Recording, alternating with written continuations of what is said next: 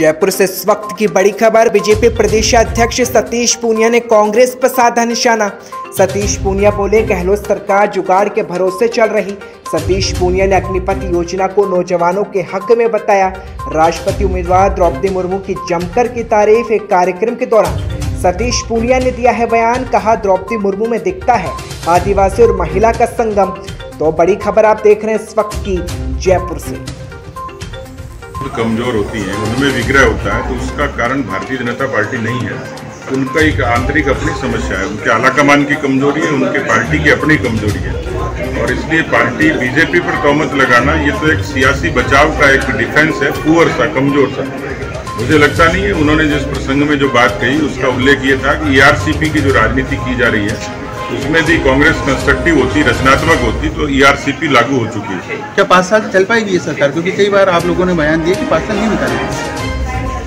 नहीं, सरकार, किसी फिल्म का डायलॉग है ना कि ये जीना भी कोई जीना है लल्लू, तो ये सरकार का चलना भी क्या चलना है लल्लू। ये सरकार कहाँ चल रही है? पिछले 3.5 साल में तो ऐसा कुछ लगता नहीं है कि सरकार जिंदा है। सरकार जुगाड़ के भरोसे जरूर है, जिसके स्टीयरिंग का पता नहीं, जिसके टायर कब फट जाए, जिसका हॉर्न बजता नहीं, जिसकी लाइट है नहीं। जुगाड़ की सरकार है, जुगाड़ की सरकारें तो ऐसी सरकती है, चलती नहीं है, सरकती है। एक लास्ट सवाल है, जागरूकता अभियान चलाएंगे।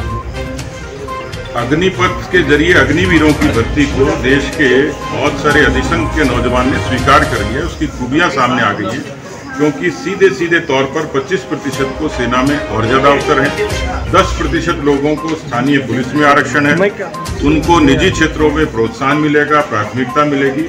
कुल मिलाकर अग्निवीर की जो भर्ती है वो केवल इसका संबंध किसी समुदाय से नहीं है, इसका संबंध देश से है, इसका संबंध देश की सेना से है। देश की सेना अपेक्षाकृत नौजवान हो, सामरिक रूप से भारत दुश्मनों से घिरा है, भारत की ताकत बढ़े, इसके लिए नौजवान, ऊर्जावान नौजवान आए, वो भी जरूरी है। सेना में नवाचार हो, ये भी जरूरी है। सेना आधुनिक हथियारों से लैस हो, ये भी जरूरी है। सेना का जो ताकत बढ़े, ये भी जरूरी है। इस लिहाज से ये अग्निवीर जो योजना है ये भारत के हक में है, सेना के हक में है और नौजवानों के हक में। आदिवासी महिलाओं को अभियान को काउंटर करने के लिए कोई चीज चलाएंगे आप अभियान? नहीं, काउंटर की आवश्यकता नहीं, ये तो नौजवानों के अपने विवेक का है, जिसमें बहुत सारा बहुसंख्यक नौजवान इसको समझ गया है।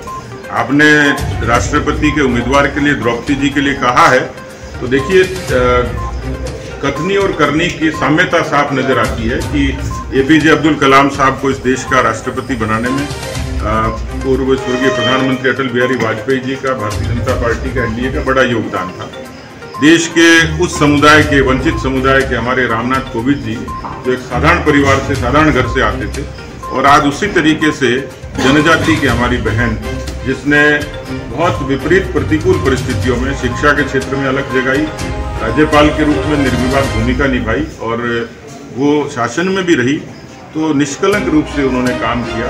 आज आदिवासी और महिला, इन दोनों का एक संगम देखने को मिला उनके व्यक्तित्व में, और ये निर्णय कोई कर सकता है तो देश के यशस्वी प्रधानमंत्री मोदी जी, उनकी अगुवाई में NDA और भारतीय जनता पार्टी ही कर सकती है। बीजेपी को इसका कितना फायदा मिलेगा? आपको लगता है आदिवासी वोट करीब आएगी? क्योंकि जो आदिवासी क्षेत्र, हर चीज कांग्रेस की तरह वोट बैंक से नहीं तोली जाती, लेकिन समाज को भरोसा पैदा करने के लिए एक संदेश देना होता है सकारात्मक रूप से, क्योंकि लोकतंत्र बहुलतावादी है और लोकतंत्र की खूबसूरती है कि हर रंग के, हर छटा के लोग हैं।